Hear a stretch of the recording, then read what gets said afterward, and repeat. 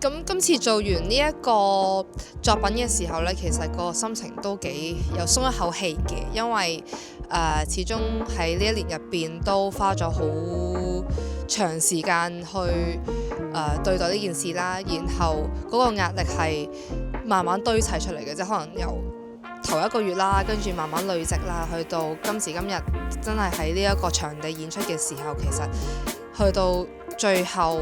可以生得到出嚟嘅呢一個 moment 呢，係有一種 release 嘅感覺。咁同埋聽到觀眾對自己嘅作品有一啲嘅體會同埋感受嘅時候呢，我都會覺得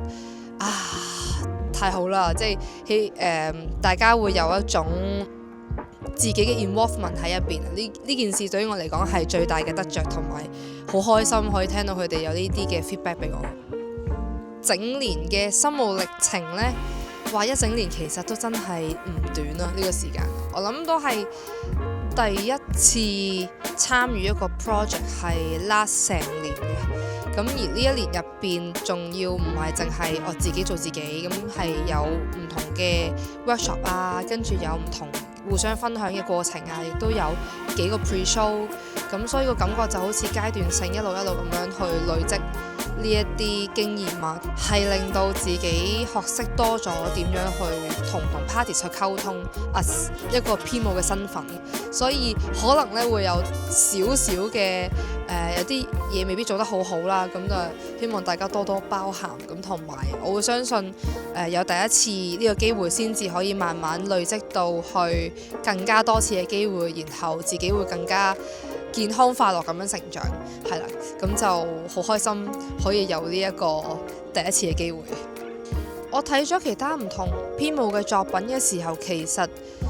到出到嚟呢個 outcome 呢，我會有 surprise 嘅感覺嘅，因為可能一齊經歷